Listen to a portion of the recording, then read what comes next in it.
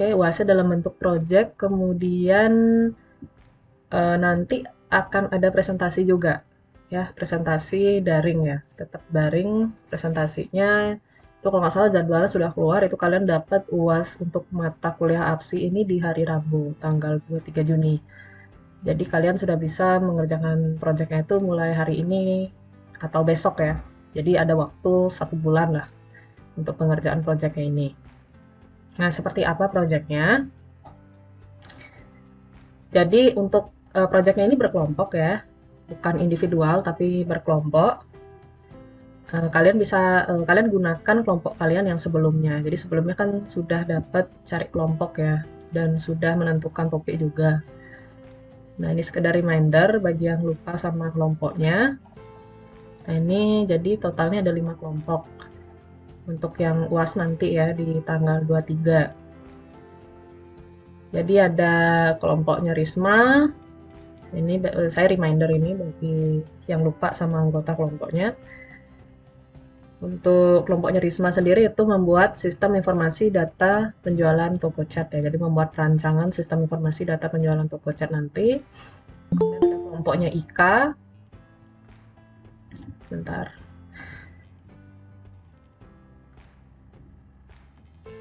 Nah, kemudian ada kelompoknya Ika. Kelompoknya Ika, terus kelompokan sama Winda, Eka, Edi Raditya, Ngurasa Yoga. Itu membuat sistem informasi penjualan alat tulis kantor. Kemudian kelompoknya Dayu Gayatri, itu penjualan kosmetik berbasis web. Nah, ini gunakan yang ini aja ya temanya. Kalau nanti ada perubahan, silakan informasikan ke saya perubahannya apa. Terus ada kelompoknya Saskara, yaitu buat yang proyek itu kalau nggak salah, manajemen proyek. Kemudian ada kelompoknya Hendika, itu sistem perpustakaan. Nah, ini kelompoknya yang sudah kalian buat, itu bisa dipakai lagi kelompoknya. Kemudian untuk proyeknya seperti apa? Nah, ini saya share dulu template laporannya.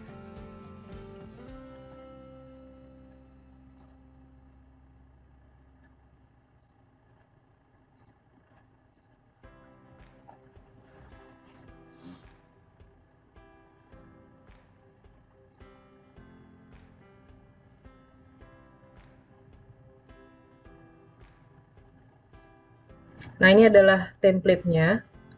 Untuk template-nya ini sudah saya upload ya di Spada, bisa kalian download, cari di pertemuan, di bawahnya pertemuan 14, itu sudah saya kasih judul UAS gitu. Jadi nanti template-nya bisa di-download di sana. Nah, seperti apa projectnya? Jadi nanti sesuaikan, yang bagian ini adalah judul ya. Jadi nanti kalian sesuaikan sama apa namanya, topik dari kelompok kalian. Bentar, saya ganti tipe sharingnya dulu.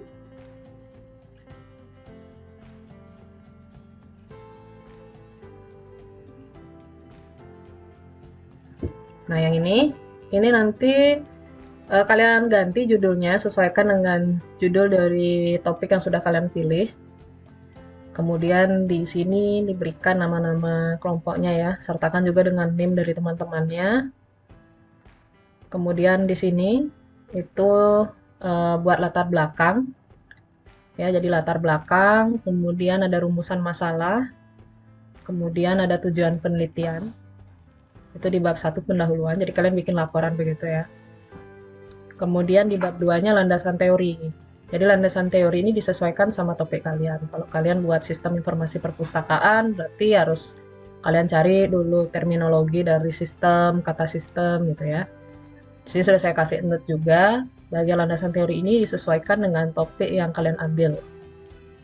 Nah, ini nanti disesuaikan aja. Ini contoh aja ya, pengertian sistem gitu. Jadi kasih pengertian sistem di sini. Kemudian karena sistem informasi tadi ya, jadi ada pengertian informasi juga. Apa itu informasi? Kemudian baru gabungan sistem informasi itu apa? Setelah itu karena di sini ceritanya judulnya ya, untuk contohnya ini dia sistem informasi penyewaan mobil, jadi ada kita harus cari juga pengertian dari penyewaan mobil. Jadi penyewaan mobil itu apa gitu ya. Terus website, gitu, kebutuhan website. Jadi yang sesuai gitu atau yang apa namanya, yang kalian gunakan, tergantung dari topik yang kalian gunakan untuk di landasan teori ini. Jadi di sini di perancangannya di sini sebagai contoh dia menggunakan use case diagram ya. Jadi di sini kita cari pengertian use case diagram. Tampilkan juga komponennya. Kalau kalian di sini pakai data flow diagram, ya silahkan. Nanti disesuaikan di sini. Kalian cari pengertian data flow diagram adalah apa gitu ya. Sertakan juga dengan simbol-simbolnya, simbol-simbol dari DFT itu. Nah, ini contohnya. Kemudian ada bab 3 pembahasan. Nah, jadi pengguna sistemnya itu siapa, sesuaikan dengan topik kalian ya. Jadi di sini, di sistem informasi penyewaan mobil ini, ada 3 pengguna, yaitu non-member, member, dan petugas. Jadi nanti kalian jabarkan gitu. Non-member ini adalah pengguna yang seperti apa, kemudian member ini adalah pengguna yang seperti apa, begitupun juga petugas ya. Kalau di sini kan contohnya kayak gini ya, member adalah pelanggan yang sudah terdaftar sebagai member. Member memiliki hak akses untuk melihat dan melakukan penyewaan mobil. Terus kalau non-member ini adalah pelanggan yang belum terdaftar sebagai member, tapi bisa melihat daftar mobil. Nah, dia non-member ini berarti hanya bisa melihat daftar mobil saja, belum bisa melakukan proses penyewaan. Jadi untuk melakukan proses penyewaan, non-member ini harus sign up terlebih dahulu atau register terlebih dahulu sehingga nanti statusnya berubah menjadi member ya. Kemudian ada BPMN, kalau kalian mau buatkan BPMN itu boleh ya. Business Process Model Notation itu boleh. Nah, di sini sebagai contoh di sini ada use case diagram, dia menggunakan use case diagram. Jadi dibuatkan nanti use case diagramnya ya. Nah, ini contoh use case diagramnya. Pelanggannya jadi ada 2, non-member sama member. Nah, ini use case diagram karena menggunakan use case diagram ya. Setelah itu dipecah lagi use case diagram, itu ada high level use case. Use case diagram karena saya belum jelaskan ya materinya, jadi nanti saya jelaskan habis ini. Ini terus lanjut ya, sequence diagram, class diagram. Nah, ini terakhir dia kelas diagram, baru terakhir itu bab 4 kesimpulan. Jadi sesuaikan juga dengan topiknya yang kalian ambil ya. Apa kesimpulannya dari sistem informasi penyewaan tersebut gitu misalnya. Setelah itu daftar pustaka. Jadi cantumkan referensi isi laporan kalian. Jadi kalau kalian mencari sumber gitu dari manapun, itu cantumkan referensinya ya. Dari buku kah, atau dari website kah, dari blog kah gitu. Jadi dicantumkan di sini. Di bagian daftar pustaka ini sumber-sumber dokumen yang kalian ambil. Nah, setelah itu lampiran ya. Lampiran jangan lupa di bagian lampiran ini berisi nama kelompok kalian. Jadi job description ini adalah bagian yang dibuat oleh orang tersebut gitu ya. Sebagai contoh di sini Sri Agustini membuat bagian 1.1, 1.2, 1.3 dan seterusnya. Keterangannya apa saja itu, jadi dia membuat lingkup masalah, aturan penomoran dan sebagainya. Ini contohnya. Jadi di sini berisi pekerjaan gitu ya, atau kelompok anggota dari kelompok tersebut mengerjakan bagian yang mana gitu. Nah ini kan karena tugas kelompok, seharusnya kan semua anggota itu berkontribusi. Jadi saya bisa lihat kontribusi dari anggotanya itu dari lampiran ini. Gitu. Jadi dicantumkan ya sama anggotanya, terus dia ngerjain apa gitu. Jadi dari sini lampiran ini saya bisa lihat kontribusinya dalam membuat laporan ini. Nah ini template-nya. Untuk template sudah bisa kalian download di Spada. Kemudian untuk pengumpulannya itu adalah saya minta H-1 sebelum kalian UAS. Jadi kalau kalian UASnya tanggal 23, berarti tanggal 22 Juni kalian sudah mengumpulkan laporannya. Jadi laporan ini nanti dikumpulkan di Spada ya. Nanti saya buatkan link pengumpulannya. Kemudian di tanggal 23 itu kalian presentasi terkait laporan yang sudah kalian buat. Untuk isi dari presentasinya apa saja, jadi nanti materi presentasinya itu kalian cantumkan bagian pendahuluan, jadi latar belakangnya apa. Untuk latar belakang karena panjang, kalian ambil poinnya saja ya, intinya saja.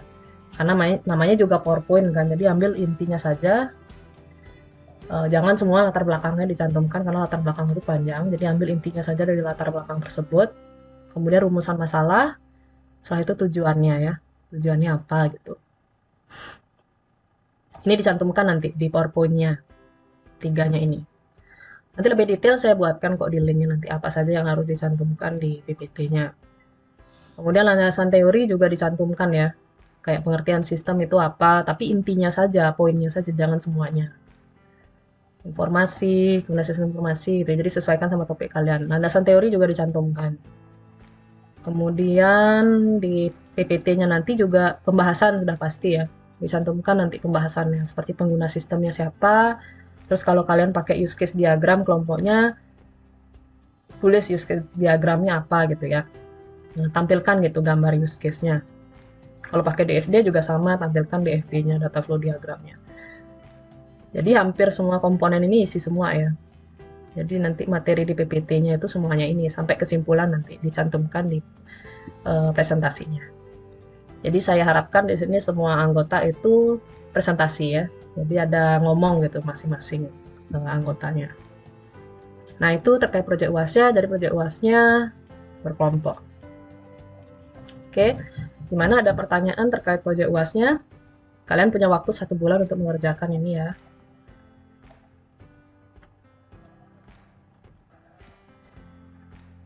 Ada pertanyaan terkait proyek UAS-nya? Sudah cukup? Jadi saya aman, Bu. Oke, aman ya. Jadi kalau nanti memang ada hal yang ingin ditanyakan, seandainya hari ini tidak ada, tapi ternyata besok tiba-tiba kepikiran mau nanyakan apa sama saya, silahkan bisa chat di grup WA-nya atau bisa personal chat ke saya. Oke, sepertinya ada yang raise hand ini. Santika, gimana? Untuk yang tugas itu ya cuma untuk yang bikin gininya aja, laporannya aja. Sama PPT-nya juga. Kalau untuk yang dikumpul di Spada, ya cuma laporannya aja. PPT-nya nggak perlu dikumpulkan ya. Bukan, maksudnya kan itu kan dicantumin pembagian tugasnya. Oh, pembagian tugasnya. Itu pembagian tugas untuk yang buat laporan aja. Maksudnya bagian ini yang buat gitu, apa PPT-nya juga misalnya kan kalau buatnya bareng-bareng tuh dibuat juga gitu, apa gimana, Bu? Itu hanya untuk yang laporan aja ya. Yang lampiran itu hanya untuk di laporan aja. Oke? Makasih, Bu. Untuk lampiran itu, yang pembagian tugas itu pembagian tugas yang di laporan itu ya. Jadi bagian mana yang buat gitu.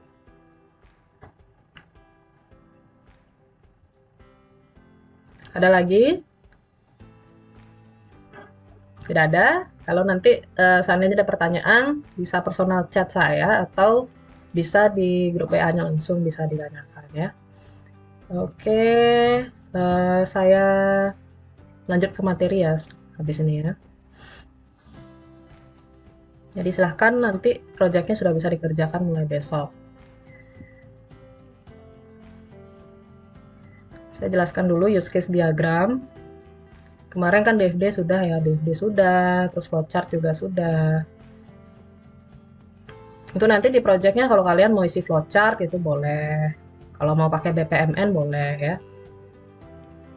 Yang tidak boleh itu kalau sudah pakai DFD, terus tiba-tiba pakai use case diagram juga dibuatkan. Nah itu biasanya pilihlah salah satu ya. Kalau mau bikin DFD saja, DFD saja. Jadi nggak perlu pakai use case. Kalau mau pakai use case ya pakai use case, tidak usah buat DFD-nya. Kalau untuk flowchart sama BPMN, kalau mau dibuat kedua-duanya boleh. Jadi lebih plus-plus nanti nilainya ya.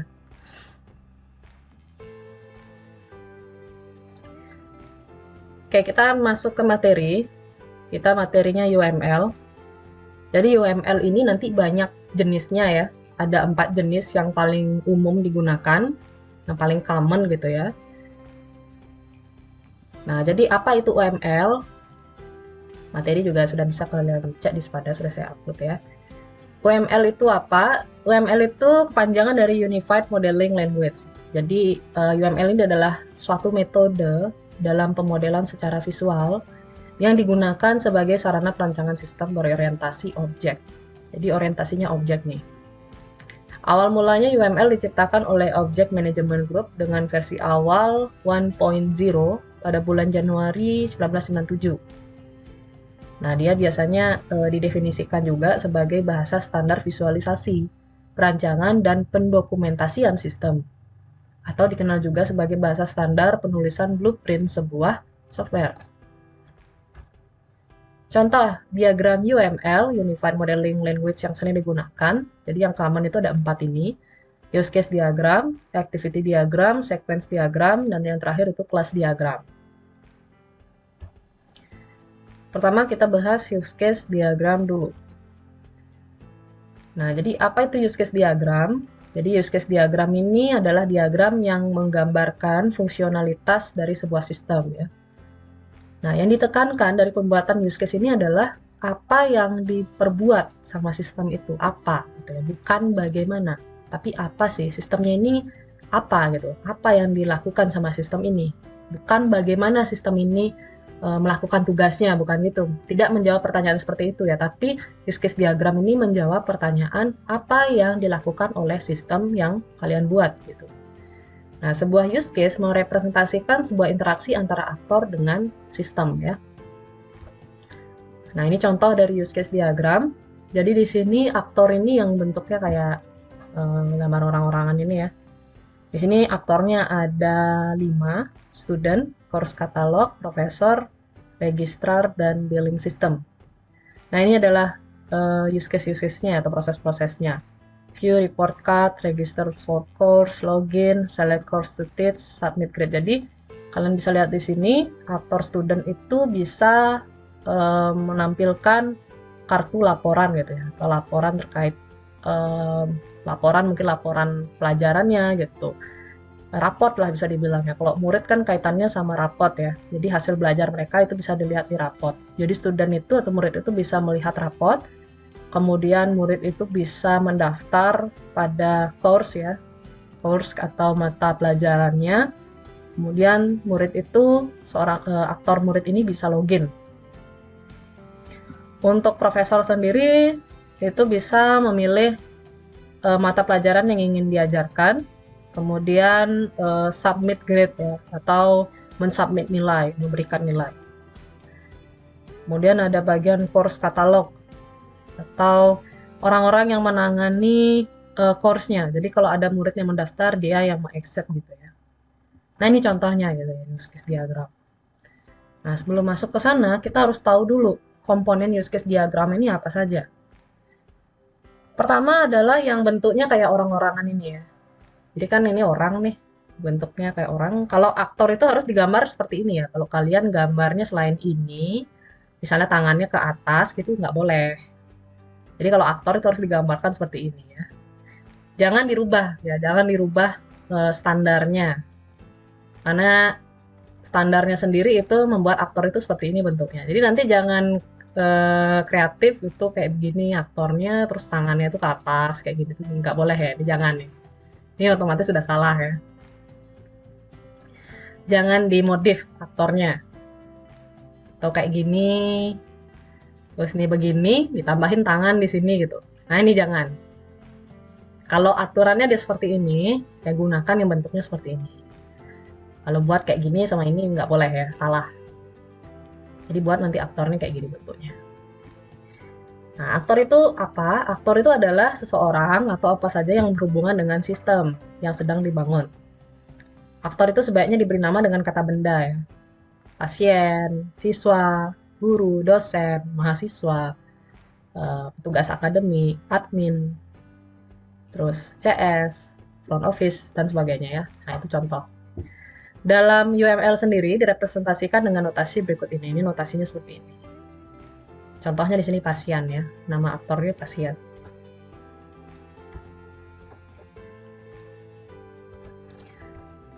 Terus aktor itu kita bisa menentukan aktor dengan menjawab pertanyaan-pertanyaan seperti ini ya. Jadi siapa yang menggunakan sistem itu aktor dan namanya ya.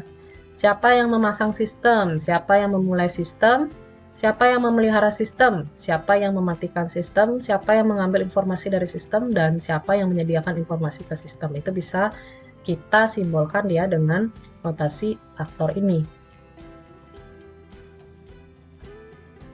Jadi kalau misalnya kalian ada pengguna gitu yang tugasnya itu memelihara sistem, atau pengguna yang tugasnya itu menyediakan informasi ke sistem. Jadi kita bisa gambarkan di dalam use case diagram itu dengan notasi aktor ini. Nah, lanjut lagi untuk yang bulat-bulat itu, kalau di DFD kan namanya proses ya. Kalau di sini namanya use case. Jadi yang bulat-bulat ini, tapi bukan bulat lingkaran ya, melainkan ini oval dia bentuknya. Jadi dia oval. Jadi nanti ketika kalian gambarkan, ini bentuknya harus lingkaran tapi oval ya. Jangan lingkaran yang bagus atau lingkaran yang sempurna itu. Kalau lingkaran sempurna itu jatuhnya DFD dia, proses, simbol proses pada data flow diagram jatuhnya. Jadi kalau bentuknya dia lingkaran tapi oval begini, ini dia use case ya. Nah, use case ini apa? Use case ini adalah bagian fungsionalitas tingkat tinggi yang disediakan oleh sistem. Dengan kata lain, use case ini menggambarkan bagaimana seseorang menggunakan sistem. Contohnya ini. Jadi dia seperti proses ya. Pendaftaran pasien, kita bisa buatkan dalam bentuk use case. Registrasi gitu, buatkan dalam use case. Melihat daftar produk, gitu, kita buatkan bentuknya atau notasinya dalam bentuk use case ini. Nah, itu contoh-contoh use case ya. Terus selanjutnya ada relasi. Nah, dia digambarkan dengan garis lurus seperti ini. Relasi, nah relasi ini adalah hubungan ya. Menggambarkan hubungan antara aktor sama use case-nya. Contoh di sini adalah relasi antara aktor dan use case dinotasikan seperti gambar berikut. Ini contohnya pasien sama registrasi pasien. Dengan mengecualikan use case dalam relasi include dan relasi extend. Nanti relasi itu ada dibagi lagi jenis-jenisnya ya. Nah, ini contohnya. Normalnya, dia relasi itu bentuknya garis lurus saja. Nggak ada tanda panahnya ya. Nanti kalau ada yang tanda panah itu lain lagi nanti. Ada jenisnya lagi relasinya itu.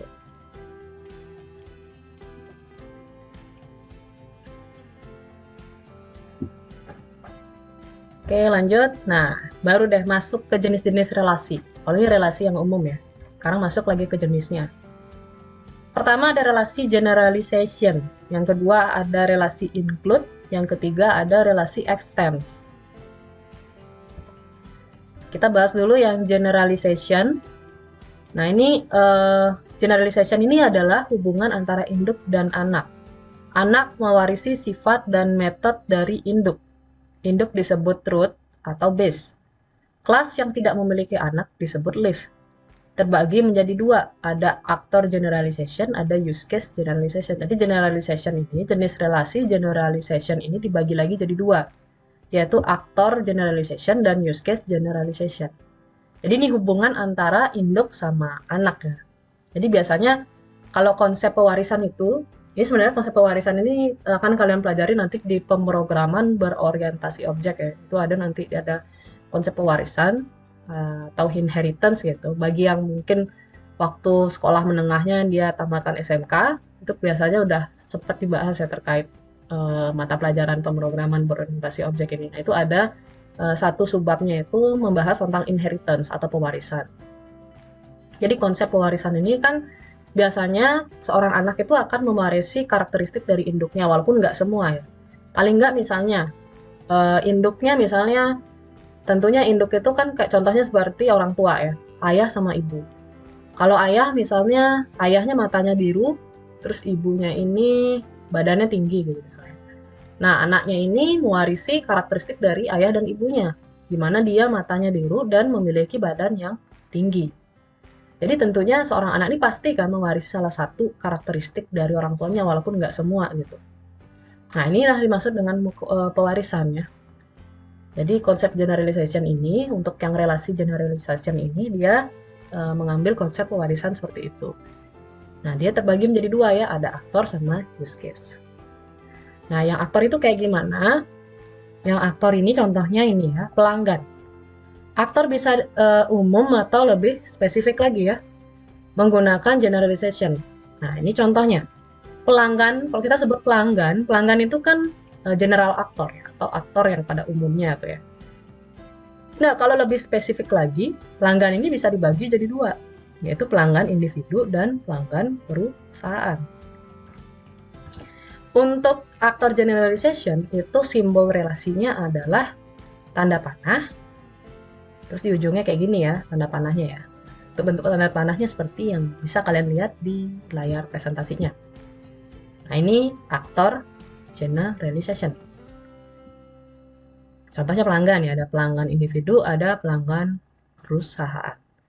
Contoh lagi misalnya dosen. Kalau di kampus itu kan pasti ada dosen ya. Ada mahasiswa, pasti ada yang mengajar. Yang mengajar adalah dosen. Ini misalnya contoh ya. Sorry. Nah, ini lurus, terus ini aktor. Aktornya adalah dosen. Contoh lagi nih. Terus aktor generalization dari dosen ini ada dua ya. Dosen tetap dan dosen tidak tetap. Jadi ada dua jenis dosen. Dosen tetap dan dosen tidak tetap. Sorry, ini kepalanya kegedean. Nah, inilah, anggap ini ya. Jadi ada dosen tetap. Ada dosen tetap. Terus ada dosen tidak tetap. Nah, tidak tetap. Ini kita bisa buatkan aktor generalization. Nah, ini contoh lainnya ya. Contohnya dosen. Dosen tetap, dosen tidak tetap. Beda ini ya, dosen tetap dan dosen tidak tetap. Kalau dosen tetap ini adalah dosen yang sudah punya NIDN di kampus tempat dia mengajar. Kalau dosen tidak tetap adalah dosen yang ber-NIDN di tempat lain, tapi bisa tapi mengajar juga di tempat tersebut, gitu, di kampus tersebut. Itu disebut dengan dosen tidak tetap. Oke, itu contohnya ya.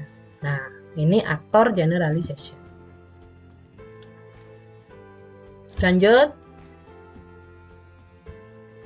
Kemudian ada use case generalization ya. Use case anak mewarisi arti dari use case induk sambil menambahkan atau memodifikasi behavior dari induk, perilaku dari induknya. Nah, ini contohnya ya. Yang generalization misalnya nih. Ini yang ini ya, generalization itu yang ini ya. Yang ini sama yang ini. Ini lihat aja tanda panahnya. Oh, ini berarti generalisasi ya. Berarti ada relasi generalization di sini. Contohnya di sini adalah validasi user. Nah, validasi user ini use case-nya bisa dibagi jadi dua. Validasi user bisa dilakukan dengan dua cara gitu deh, simpelnya saya bilang. Bisa dilakukan dengan cek password atau scan retina. Nah, proses validasi user ya. Jadi proses validasi user ini bisa dilakukan dengan dua cara ini. Bisa dengan cek password dari si user atau dengan scan retina gitu ya. Scan mata itu kan bisa tuh. Itu salah satu cara validasi user. Cara lain mungkin kalau ada lain lagi bisa mungkin kayak fingerprint ya. Fingerprint. Jadi mau tambahin di sini lagi satu fingerprint gitu boleh. Kita gambarkan use case-nya, terus kita ketik di sini. Untuk validasi user kita juga bisa gunakan fingerprint biasanya juga. Jadi bisa cek password, fingerprint, dan scan retina. Nah, ini contohnya. Jadi kalau lihat aja tanda panahnya. Kalian disuruh cari yang mana relasi generalisasi, yang ini. Nah, lihat aja bentuk tanda panahnya ya. Oke, itu tadi sudah ya. Jadi yang ini aktor. Jadi aktornya bisa dipecah gitu ya. Atau ada jenisnya lagi gitu deh, simpelnya saya bilang. Terus ada use case juga. Nah, use case ini validasi user itu bisa dilakukan dengan cek password dan scan retina, itu contohnya. Oke, lanjut lagi. Terus ada jenis relasi kedua. Itu ada relasi include ya. Nah, relasi include ini adalah relasi yang memungkinkan satu use case itu menggunakan fungsionalitas yang disediakan oleh use case lainnya. Sebagai contoh, ini ada include ya, relasi include. Kalau kalian lihat di sini, use case-nya itu dia startnya dari memberikan resep obat, terus dia mengarah ke mengambil obat ya. Artinya apa? Kalau ada user atau ada aktor yang ingin mengambil obat, maka dia harus diberikan resep obat terlebih dahulu, gitu. Atau memberikan resep obat terlebih dahulu ke apotekernya, gitu. Misalnya kalau mengambil obat di apotek kan seperti itu. Jadi kalau misalnya mengambil obat, maka dia harus memberikan resep obat terlebih dahulu. Nah, ini relasi include ya. Oke, terus contoh lain lagi yang memerlukan include. Kalau include ini artinya wajib ya, secara nggak langsung ini adalah sebuah use case yang wajib gitu. Jadi untuk menjalankan use case berikutnya gitu, atau agar use case berikutnya ini bisa sukses terlaksana, maka use case sebelumnya itu harus terlibat. Nah, simpelnya kayak gitu. Jadi wajib gitu ya. Contohnya kayak gini, untuk mengambil obat maka wajib gitu loh memberikan resep obat. Contohnya lagi, pada saat main game misalnya. Tadi saya gambarkan di sini level 1. Misalnya kalau main game, sorry.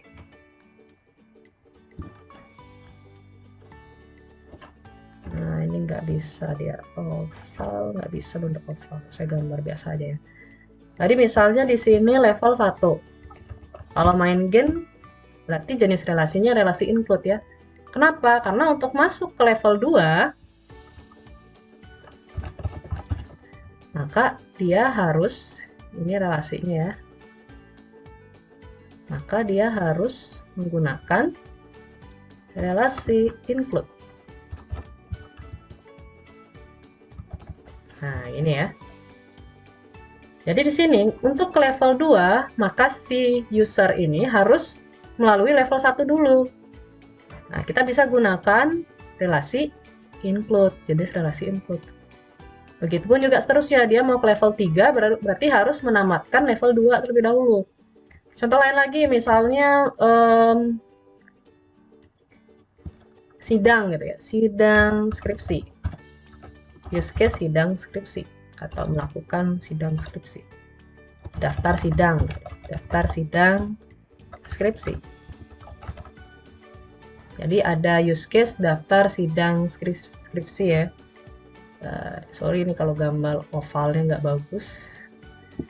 Nah, untuk daftar sidang skripsi, jadi mahasiswa itu aktornya nih ya, contohnya aktornya misalnya mahasiswa, jadi mahasiswa itu harus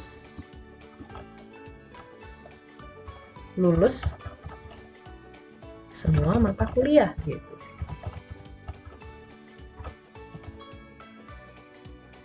Nah, ini use case lulus semua mata kuliah. Sorry, ini saya gambar gini ya. Nah, di sini dia akan jenis relasinya adalah relasi include. Ini contohnya lagi ya. Include. Jadi, apabila mahasiswa ingin daftar sidang skripsi, yang ini ya, jadi untuk menjalankan use case yang ini, maka si aktor itu wajib melakukan ini dulu, yang sebelumnya gitu. Harus lulus semua mata kuliah dulu. Nah, ini jenis relasinya adalah include. Itu, ini relasi include ya. Next, selain relasi include, tadi kan udah ya generalisasi, include. Yang ketiga sekarang ada extend. Nah, di sini definisinya, relasi extend ini memungkinkan suatu use case secara opsional menggunakan fungsionalitas yang disediakan oleh use case lainnya. Contohnya ini ya, jadi ada dua use case di sini, kalian bisa lihat, tes laboratorium dan pemeriksaan kesehatan. Jenis relasinya adalah relasi extend ya. Nah, di sini bisa dibaca keterangannya. Use case pemeriksaan kesehatan suatu saat memerlukan tes laboratorium, tapi pada saat lain tidak, tergantung pada kondisi pasien yang diperiksa. Jadi sifatnya opsional. Jadi untuk pemeriksaan kesehatan, jadi ketika si aktor ini, misalnya pasien ya, aktornya pasien, jika pasien ingin melakukan pemeriksaan kesehatan, maka sewaktu-waktu pasien itu bisa disuruh melakukan tes laboratorium terlebih dahulu sebelum pemeriksaan kesehatan. Tetapi di kondisi lain, bisa saja pasien tersebut tidak perlu melakukan tes laboratorium. Jadi udah bisa tuh langsung meriksa kesehatannya. Nah, ini disebut dengan relasi extend yang sifatnya opsional. Kalau tadi kan wajib ya, atau harus. Nah, ini dia sifatnya opsional. Jadi bisa ya, bisa enggak gitu. Bisa use case ini bisa dipakai, bisa enggak. Contohnya kayak ini ya, pemeriksaan kesehatan. Jadi bisa tes laboratorium, bisa juga enggak. Tergantung nanti kondisi dari pasiennya. Nah, ini kita bisa gunakan relasi extend. Terus contoh lain lagi, misalnya saya kasih contoh. Misalnya nih, karena kondisi masih COVID ya, jadi kan daring, perkuliahan masih daring ya. Masih bisa ada daring, ada yang luring ya. Nggak tahu sampai kapan, tergantung nanti kalau ada pengumuman lagi. Contohnya sidang skripsi misalnya lagi. Sidang skripsi. Nah, ini saya gambarkan use case sidang skripsi. Relasinya adalah extend. Lihat ya, bentuk relasinya dia keluar ya. Kalau tadi kan ke sana, mengarah ke sana, itu include. Kalau yang ini dia relasi extend. Contohnya adalah sidang skripsi. Sorry, kebalik ya. Yang benar itu sidang skripsinya di sini. Sidang skripsi. Nah, di sini saya tulis daring.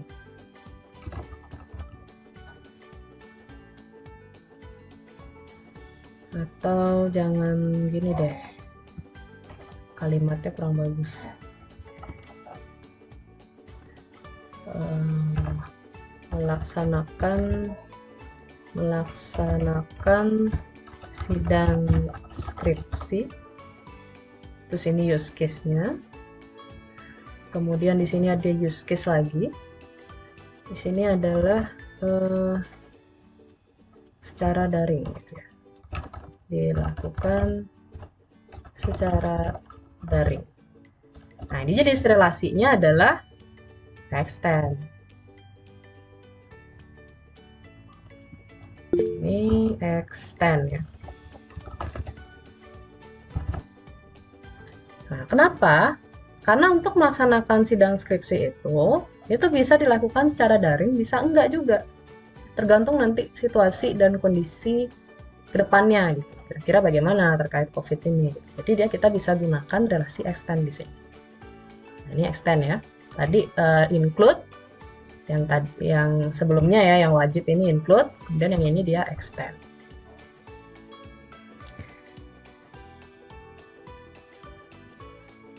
Ada yang nanya tadi?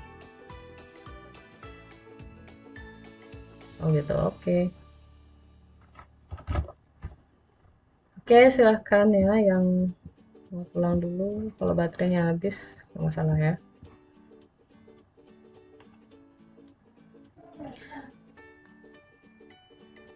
Oke, saya balik lagi ke materinya. Nah, ini. Jadi itu extend ya. Contohnya kayak tadi, sidang skripsi. Sidang skripsi itu secara daring gitu ya. Sebelum ada use case lagi di sebelahnya itu secara daring. Nah, itu jenis relasinya adalah extend. Kenapa? Karena opsional, bisa daring, bisa enggak. Tergantung kondisinya nanti. Kondisi mahasiswa kah, atau kondisi kedepannya seperti apa. Kita bisa gunakan relasi extend ini. Contohnya kayak ini juga tadi ya, pemeriksaan kesehatan. Jadi pasien itu untuk melakukan pemeriksaan kesehatan, itu bisa bisa tes laboratorium atau tidak perlu melalui tes laboratorium. Jadi sudah bisa langsung pemeriksaan kesehatan. Oke, kita gunakan relasi extend. Nah, dilihat ya bentuk relasinya, dia dari ini itu dia ke dalamnya. Kalau yang tadi kebalikannya ya. Untuk mengambil obat, maka harus memberikan resep obat. Wajib gitu ya, harus memberikan resep obat. Kalau yang ini opsional. Untuk melakukan pemeriksaan kesehatan, maka tes laboratorium sifatnya opsional. Bisa tes, bisa enggak. Itu relasi extend. Kemudian komponen selanjutnya, tadi udah ya, relasi sudah 3 tadi, generalisasi, include, sama extend. Nah, komponen selanjutnya, sehabisnya relasi, itu ada komponen batasan sistem. Untuk memperlihatkan, ya, fungsi dari batasan sistem ini adalah untuk memperlihatkan batasan sistem dalam diagram use case-nya ya. Nah, untuk gambarnya, kita bisa gambarkan bentuk kotak seperti ini. Bisa dilihat pada layar ya, bisa dilihat. Jadi bisa dibuat dalam bentuk kotak seperti ini. Ini batasan sistemnya. Jadi nanti kalian buat use case-nya ini harus di dalam kotaknya ini, nggak boleh di luar. Jangan sampai buat di luar kotaknya ini gitu ya. Ini namanya batasan sistem. Wajib Bu, wajib ya, jadi wajib dibuat batasan sistem ini.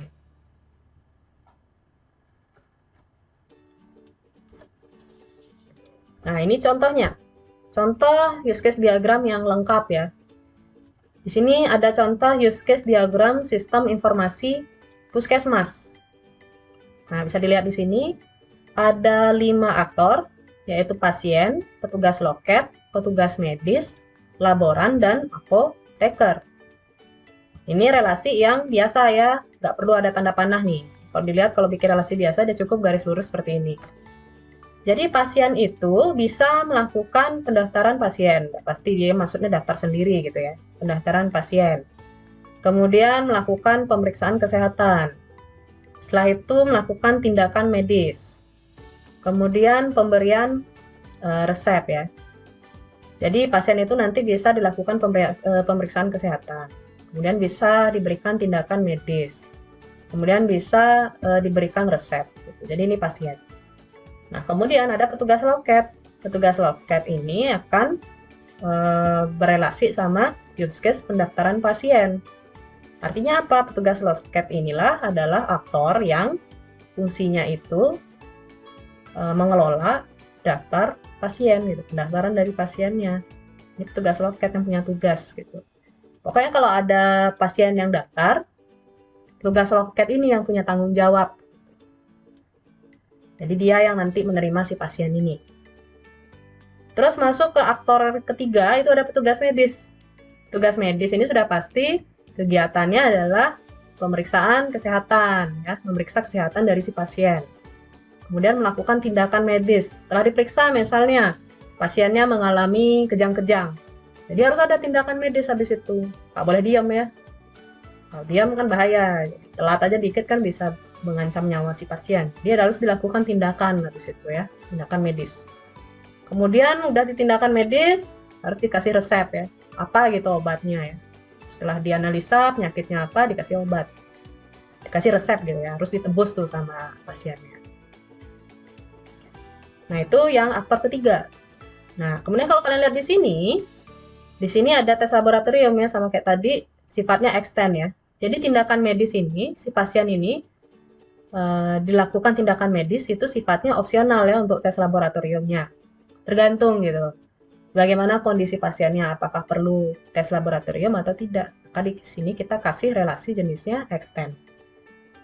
Nah, di sini ada aktor laboran ya. Nah, pasti aktor laboran ini adalah orang-orang yang melakukan tes laboratorium. Jadi laboran ini nanti yang nyiapin alat-alatnya, yang melakukan tes ya. Nah, ini yang bisa itu adalah laboran. Kemudian pemberian resep ya. Jadi pasien itu diberikan resep. Nah, selanjutnya pasien itu harus mengambil obat. Pengambilan obat. Untuk pengambilan obat sendiri, dia sifatnya include ya. Include dari pemberian resep. Jadi, pasien itu harus mengambil obat apabila sudah diberikan resep. Ini wajib. Untuk mengambil obat harus dikasih resep dulu gitu loh. Maka di sini dikasih relasinya itu adalah jenis include, relasi include. Nah, di sini apoteker yang menangani pengambilan obat. Jadi kita kasih gitu ya. Prosesnya kan setelah pemeriksaan kesehatan, terus dikasih tindakan medis. Habis tindakan medis dikasih resep sama petugas medisnya. Petugas medis ini contohnya dokter ya. Jadi si dokter memberikan resep ke pasien, kemudian pasien ini langsung ke apoteker ya. Ke apotek. Memberikan resepnya ke apoteker. Baru deh dia bisa ngambil obat kalau sudah ngasih resepnya. Tuh. Ya, ini contohnya. Sistem informasi puskesmas. Jadi use case diagramnya seperti ini. Nah, contoh lagi misalnya mengajukan aplikasi anggota. Ini misalnya ada pengunjung tamu, terus mencari buku, meminjam, bawa pulang. Nah, ini sifatnya sebelum. Ya, ini ada mahasiswa, ada pengunjung tamu. Mengajukan aplikasi anggota, mencari buku, meminjam, bawa pulang. Pengunjung ini, jadi setelah itu dirombak gitu ya. Dari sebelum, sesudahnya. Pengunjung ini dibagi dua. Ini berarti pakai jenis relasi generalization. Mahasiswa sama pengunjung tamu. Kemana mahasiswa ini meminjam bawa pulang, pengunjung tamu mengajukan aplikasi anggota, pengunjung ini sifatnya mencari buku. Nah, ini kalau sudah dirombak gitu ya. Terus contoh-contoh relationship tadi. Nah, ini generalisasi ya. Dari proses transaksi bisa dibagi dua. Proses transaksi itu ngapain aja? Bisa mengambil tabungan atau hanya menabung aja. Menabung dan mengambil tabungan itu kan termasuk proses transaksi ya. Nah, ini generalisasi. Yang ini include ya. Jenis relasinya relasi include, validasi user. Jadi, user agar bisa divalidasi maka harus melakukan proses transaksi terlebih dahulu. Sementara kalau yang ini log error, ini sifatnya extend ya. Jadi bisa error, bisa enggak. Nah, ini sifatnya extend. Itu contohnya. Oke, sebelum lanjut ke use case specification. Sampai di sini paham ya komponen-komponennya? Jangan bingung sama relasi include sama extend ini. Ini biasanya rata-rata sih mahasiswa bingungnya di sini ya, include sama extend. Jadi di sini itu sifatnya opsional, pokoknya extend itu sifatnya opsional ya. Yang ini yang opsional, yang bagian kanan ini opsional, yang tes laboratorium opsional. Kalau yang ini dia wajib. Artinya memberikan resep obat ini wajib dilakukan sebelum mengambil obat. Itu kita pakai relasi include. Gimana kira-kira bisa dipahami untuk komponen-komponen use case diagram? Sudah ya? Dan ditanyakan? Belum ada? Kalau belum ada, silahkan coba dikerjakan latihan. Oh ya, untuk membuat use case diagram, kalian bisa gunakan yang online ya. Jadi ada online, kayak Draw.io itu bisa. Sebentar, saya buka dulu Draw.io-nya saya.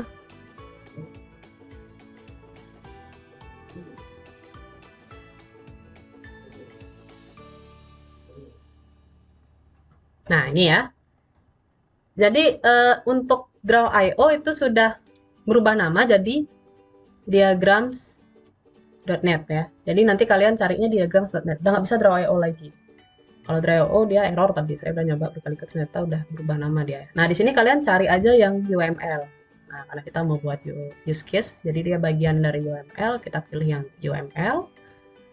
Terus pakai yang mana gitu. Kita langsung aja create ya, jangan milih yang di sini, kita langsung aja create. Yes. Tunggu masih generate. Nah, udah. UML. Jadi cari di bawah ya. Ini yang general.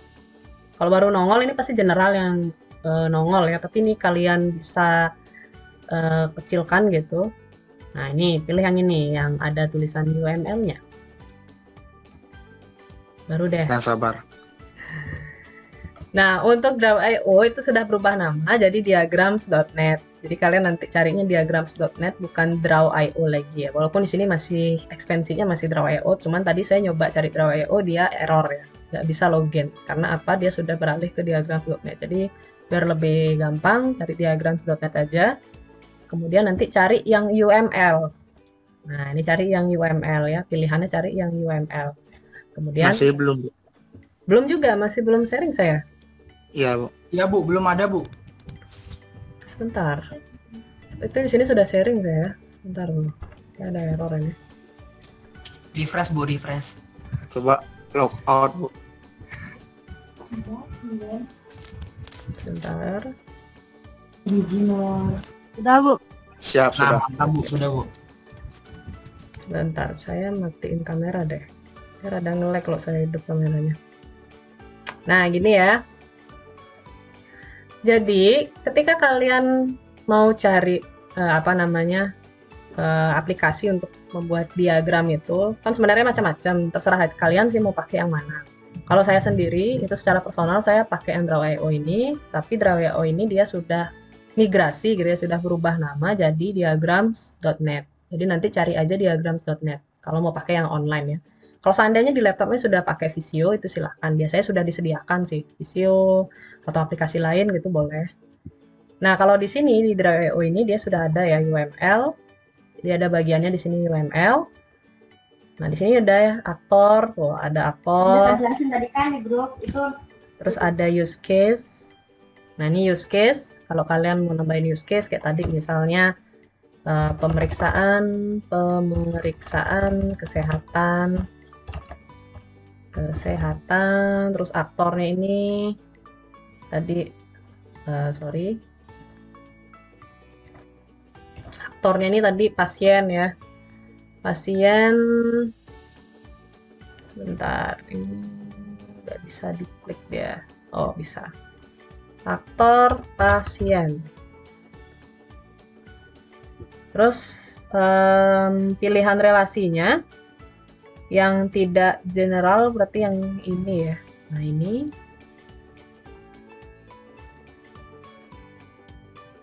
untuk tadi gininya, relasinya. Terus kalau mau pakai yang extend, ini bisa dirubah-rubah nih tanda panahnya. Misalnya saya pakai yang ini. Nah, kalau tadi relasi extend dia kan garis putus-putus seperti ini ya tanda panahnya. Nah, ujungnya ini bisa diganti. Kalian bisa ganti ujungnya ini. Caranya adalah kalian klik aja di sini. Nah, ini bisa disesuaikan ya. Untuk ujungnya relasi extend sama include dia seperti ini, ujung panahnya. Nah, dia kayak gini ujung tanda panahnya. Kalau yang generalisasi itu oke. Nah, ini juga bisa diganti sebenarnya. Ini kalian copy, kalian bisa bikin tanda panah sendiri gitu ya. Tanda panah sendiri. Ini kan putus-putus ya. Ini kita bikin tebel itu bisa. Ininya diganti pakai yang generalisasi. Nah, udah. Jadi kita sudah punya dua tanda panah. Ini extend include, yang ini yang generalization. Jadi kalian bisa buat tanda panah sendiri gitu. Copy lagi. Nah, di sini tinggal diganti aja kalau mau bikin yang biasa. Klik aja yang non. Jadi dia langsung garis lurus kayak gini. Nah, gitu.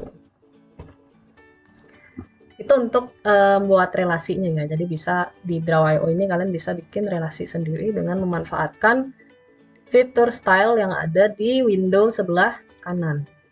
Di bar sebelah kanan ini. Jadi ada menu style. Kalian bisa edit-edit di sini ya. Oke, itu terus selanjutnya sekarang latihannya adalah saya share screen dulu. Wira Hadi Putra.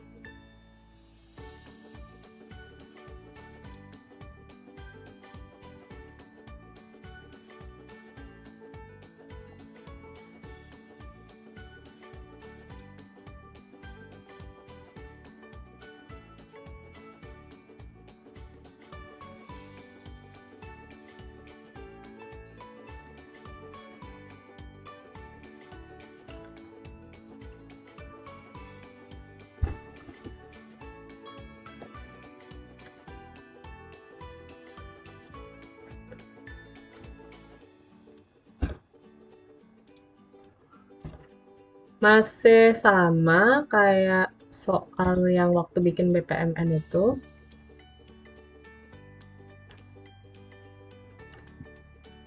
Nah, ini bisa dibaca. Kelihatan nggak? Nggak kelihatan? Ya. Kelihatan, Bu. Bentar, ini saya enter dulu deh.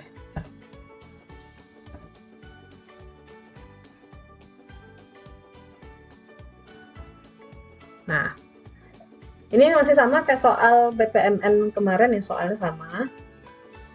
Setiap pengunjung pada butik XYZ dapat melihat katalog busana yang dimiliki oleh butik melalui sistem. Pengunjung juga dapat melakukan request order. Untuk pembayaran, pengunjung dapat melakukannya dengan cash ataupun kredit card. Pengunjung akan mendapatkan poin di setiap pembelian, namun hanya pembelian di atas 500.000 saja yang akan mendapatkan diskon sebesar 10%. Berarti kalau yang di bawah 500.000 dia diskonnya 0% ya, nggak dapat diskon artinya. Semua kegiatan dalam sistem informasi XYZ dapat diakses oleh petugas butik. Jadi ada dua aktor, pengunjung sama petugas. Tadi ada petugas butik juga. Buatlah use case diagram dari kasus di atas. Silahkan coba dibuat use case-nya.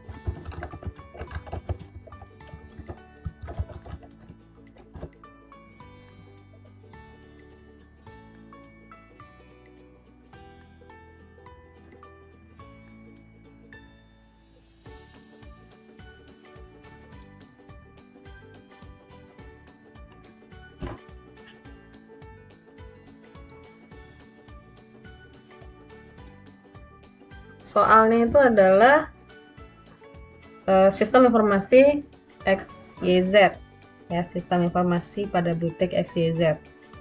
Setiap pengunjung pada butik XYZ dapat melihat katalog busana yang dimiliki oleh butik melalui sistem. Berarti udah dapat nih use case-nya satu ya, melihat katalog busana. Untuk pembayaran, pengunjung dapat melakukan dengan cash ataupun credit card. Berarti pembayarannya ada dua nih, bisa cash, bisa credit card ya. Generalization berarti. Pengunjung akan mendapatkan poin di setiap pembelian, namun hanya pembelian di atas 500.000 saja yang akan mendapatkan diskon sebesar 10%. Berarti diskon 10% sama poin pembelian ya, ada hubungan include di sana, relasi include. Nah, jadi kalau digambarkan kira seperti ini. Nah, ini aktor. Nah, ini udah ya. Aktor, terus aktornya itu namanya pengunjung ya, pengunjung. Ini aktor yang pertama. Yang kedua itu adalah petugas butik. Nah, jangan lupa kita buat batasan sistem dulu. Sini mana ya simbol batasan sistemnya? Ini kelas, ini blok. Oke, ini dia ya. Nah,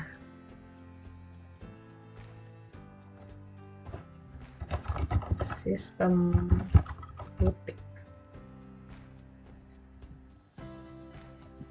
Jadi ini udah ya batasan sistem, kemudian kita buat use case. Use case-nya yang pertama itu melihat katalog. Melihat katalog busana. Use case pertama. Terus yang kedua, ini pengunjung ya bisa lihat katalog busana, kemudian request order. Kita tulisnya request order. Selanjutnya pembayaran ya. Pembayaran, dimana pembayaran itu generalisasi, ada dua ya. Pembayaran ada dua. Ini saya buat dulu relasinya.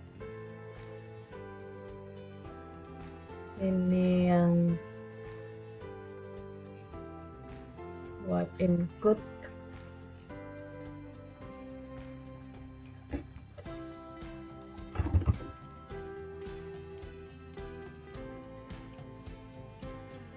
Oke.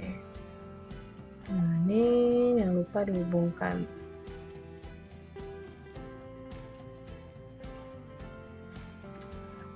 Bentar, ini biar mau di atas. Send backward.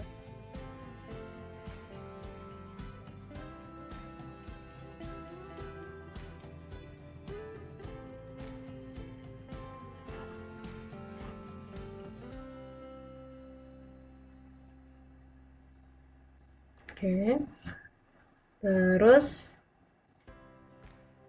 nah ini ya, ini dibagi dua. Ini ke sini. Nah, ini hati-hati nih, soalnya poin-poin di ujung-ujungnya ini ngarah dia ya.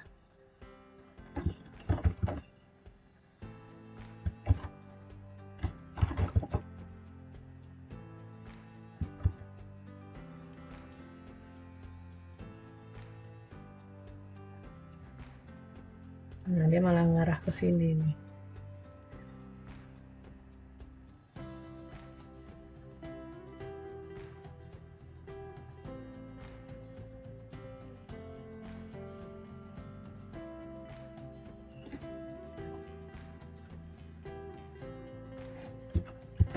Pembayaran ada dua ya, ada cash sama credit card. Nah, ini cash, terus Terus yang lagi satu itu credit card. Credit card. Ada deh, ada dua gini ya, cash sama credit card. Jadi dia generalisasi. Nah ini kayaknya kurang lebar.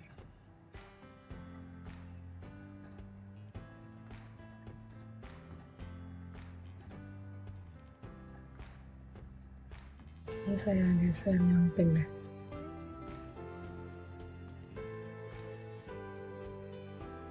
Oke.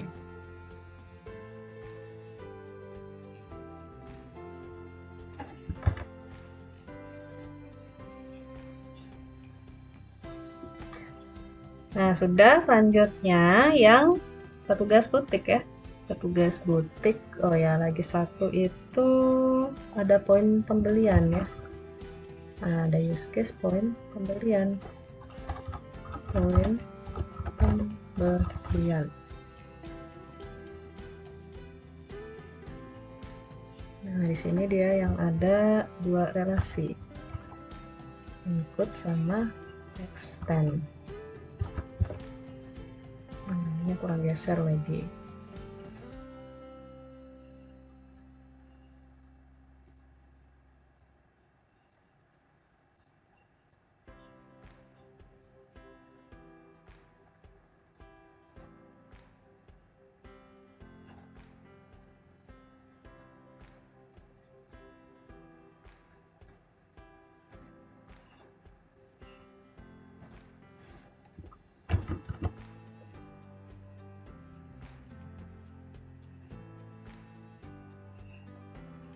Yang ini adalah kurang dari 500.000, diskon 0%. Yang ini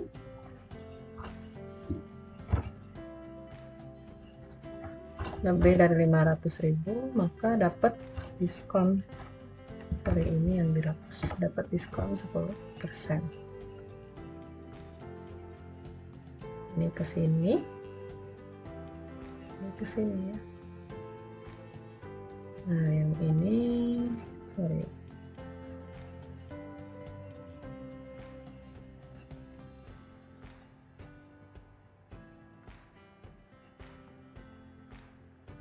Ini adalah relasi include. Ya, dari poin pembelian ke lebih dari 500.000 diskon 10% ini adalah relasi include. Kemudian yang dari kurang dari 500.000 diskon 0% ini adalah extend.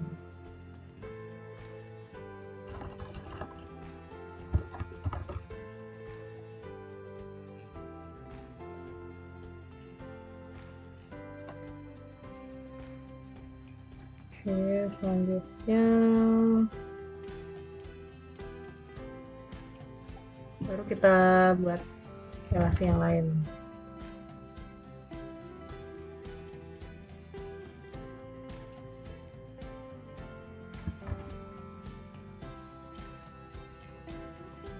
Rapi nih.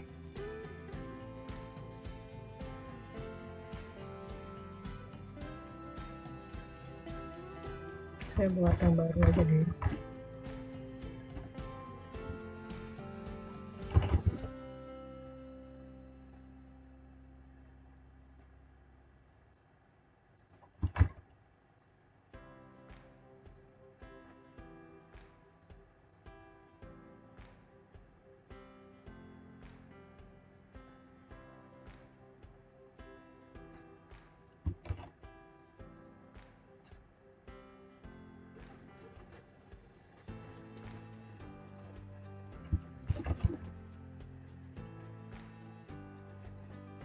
Menunjang ke pembayaran. Di situ, nah dari pembayaran ini include ya. Dari sini ke pembayaran itu adalah relasi include.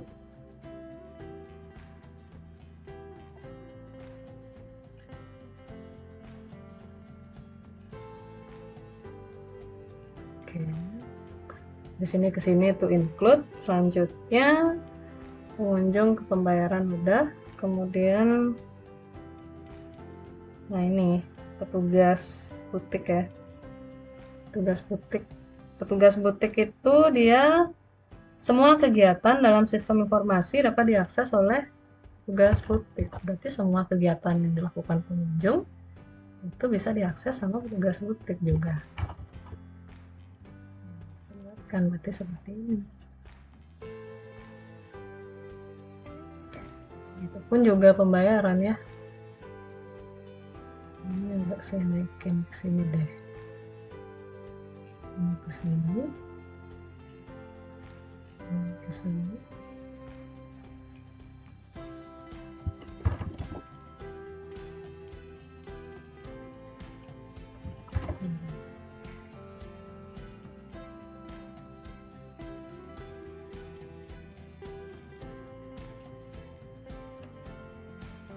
Terus lagi satu itu kan pembayaran.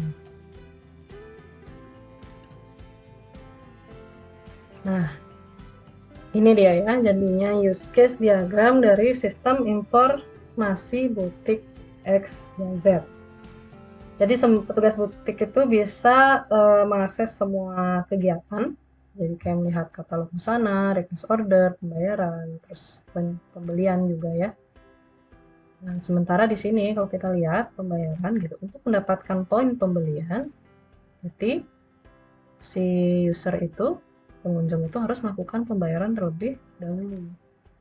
Sehingga nanti ketika dia sudah melakukan pembayaran, maka dia akan mendapatkan poin pembelian.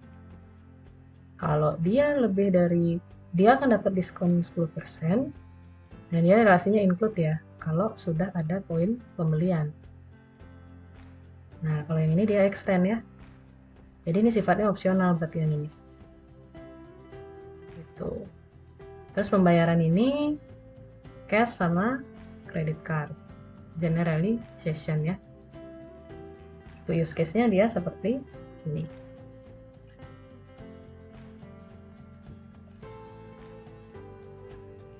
Oke, ada yang lain mungkin hasilnya setelah dicoba.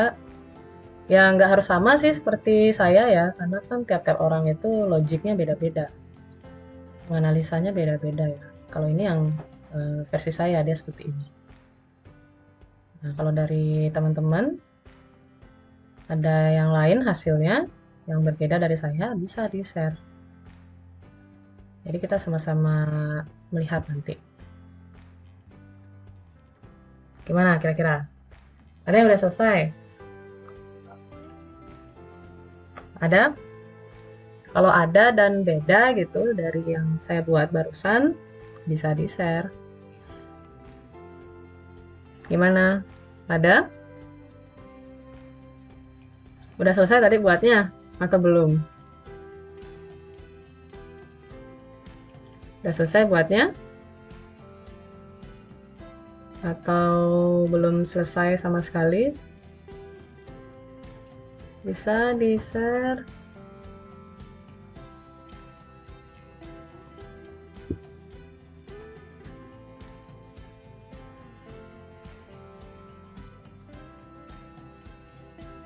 Ada yang berbeda? Ayo. Ada yang berbeda hasilnya? Atau belum selesai? Kalau memang ada yang berbeda hasilnya sama yang barusan saya buat, itu bisa di-share. Jadi punya saya kayak gini Bu, gimana kira-kira gitu aja, nggak masalah. Kita sama-sama belajar di sini ya, diskusi. Gimana kira-kira? Nggak ada? Atau belum buat nih?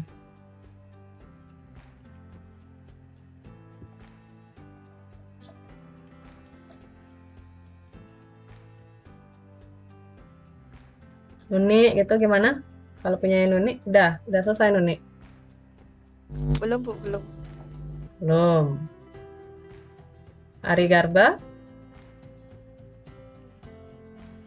Belum, Bu. Belum berarti, belum selesai berarti ya. Ya, kira-kira itu ya untuk use case diagram. Jadi Yang harus kalian pahami itu adalah ketika diberikan soal atau study case seperti itu, yang harus kalian analisa pertama itu adalah siapa aktornya. Jadi kalian bisa lihat di sana mana yang kata benda, itu kemungkinan besar sudah bisa jadi aktor ya, atau siapa usernya gitu, penggunanya di sana. Itu bisa kalian jadikan aktor. Kemudian kalian lihat proses-proses di sana itu apa. Kayak tadi ya, melihat katalog busana, melakukan request order, itu pasti sudah jadi use case ya. Terus memperoleh poin pembelian ya, poin pembelian itu bisa jadi use case juga. Jadi kalau proses-proses itu tentunya sudah bisa jadi use case di sana. Nah, kalau untuk penggunaan relasi generalisasi input sama extend, itu kalian sesuaikan ya. Jadi di mana ada use case yang kira-kira dia bisa dispesifikkan lagi jenisnya gitu ya. Misalnya kayak pembayaran itu metodenya ada dua, ada cash atau melalui kredit. Nah, itu bisa kalian jadikan generalisasi di sana relasinya. Ya, contohnya yang kayak tadi ya, kayak validasi user, bisa gunakan password, terus ada scan retina sama fingerprint ya. Nah, itu bisa jadi generalisasi di sana, relasi generalisasi. Kemudian ada yang relasi include. Nah, kalau relasi include itu yang perlu kalian ingat adalah untuk menggunakan use case berikutnya gitu. Jadi use case berikutnya ini bisa berlaku kalau use case sebelumnya itu wajib atau sudah kita kerjakan gitu ya. Contohnya kayak level pada game ya. Jadi ketika kalian misalnya nanti mungkin ada yang buat game di sini, terus menggunakan use case diagram. Biasanya kalau orang-orang yang buat game sudah pasti pakai use case diagram buat rancangannya. Nah, untuk levelnya itu sendiri, kalau level 2, kalian bisa sampai di level 2 itu kalau level 1 sudah terlewati. Begitupun seterusnya sampai level terakhir yang level paling atas. Kalian bisa sampai level paling atas itu kalau level-level sebelumnya sudah terlewati. Misalnya kayak main Mobile Legends juga sama kan. Untuk mencapai rank Mythic, ya kalian harus melewati rank-rank berikut sebelumnya ya, kayak Epic dan sebagainya. Nah, itu contoh ya. Jadi dia pakai relasi apa di sana? Relasi include. Relasi dari level sebelumnya, itu dari use case sebelumnya sama use case berikutnya, dia hubungannya itu adalah tanda panahnya dari yang sebelumnya ke setelah itu adalah include. Sementara kalau extend itu kebalikannya. Extend itu dia sifatnya opsional ya. Bisa use case itu bisa ada, bisa diperlukan, bisa enggak gitu loh intinya.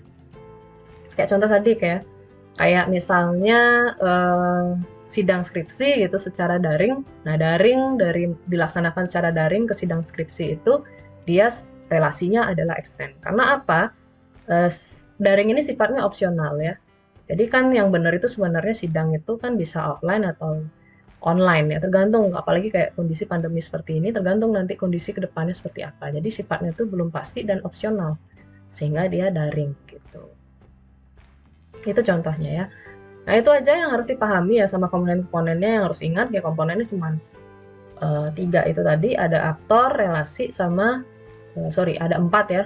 Aktor, relasi, batasan sistem, sama use case ya. Jadi ada 4 komponen itu, komponen intinya. Oke. Saya absen dulu.